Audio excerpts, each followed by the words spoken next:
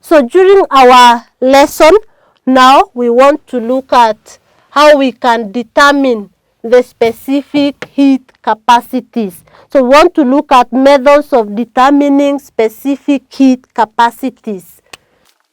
Methods of determining specific heat capacities for different substances. So methods of determining specific heat capacities, and in this we'll now will be able to I'll explain an experiment that we can use to determine the specific heat capacities of different materials. So by the end of this lesson, you should be in a position to explain that experiment and then also be able to calculate the specific heat capacity. So I want us to start with the method of mixtures. We start with the method of mixtures.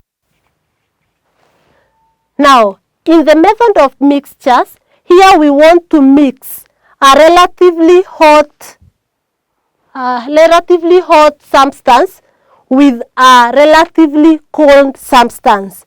So when we mix them, we know that there is going to be flow of heat until the two substances, or they can even be three, until the two substances acquire what we call a thermal equilibrium, whereby both of them will have the same temperature. I can give you a good example. Let's say you have some hot tea in one cup, and you have very hot tea from your mekel. You have very hot tea in one cup, and you have very cold tea in another cup. Let's say the hot tea is at 90 degrees Celsius, for example, at 90 degrees Celsius, and then the cold one, let's say, is at 25 degrees Celsius. Now you want to mix the two, the one cup of hot tea and the other cold tea. So when you want to mix them, you want to mix the two. So what will happen as you mix? The hot tea will be losing heat to the cold one, and the cold one will be absorbing heat from the hot one. So at long last, you will find that the hot one becomes, or when you mix the two, this temperature will lower and this one will increase to a certain steady temperature. Let's say a temperature of like 55 degrees Celsius. So that is what we are talking about. So there will be flow of heat from this hot tea to the cold tea. So the cold tea will be absorbing the heat as the hot one loses. And it will come a time whereby the tea will be at a uniform temperature. So that is at 55 degrees Celsius.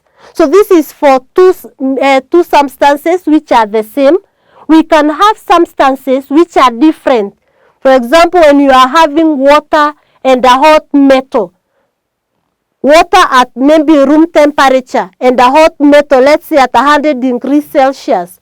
So when the hot metal is dipped into the cold water or the water at room temperature, it's going to lose heat, whereas the water gains heat.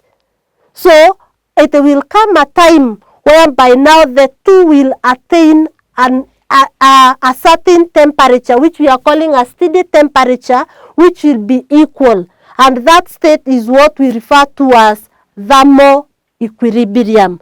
So we can explain the following before we go to that experiment on determination of the specific heat capacity using the method of mixtures. So when we mix a relatively hot substance with a relatively cold substance, energy will be transformed from the hot body to the cold one until thermal equilibrium will be established. So on mixing,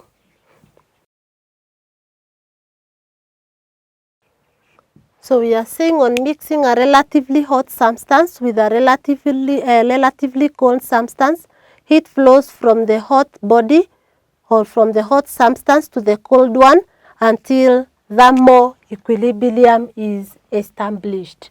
So at thermal equilibrium, there is no net heat flow because the two substances will have achieved the same temperature, and therefore if we hand the hot metal and the cold water, if both of them now achieve a steady temperature, let's say of 50 degrees Celsius, then it means that there will be no net heat flow, and therefore we say that thermal equilibrium has been achieved.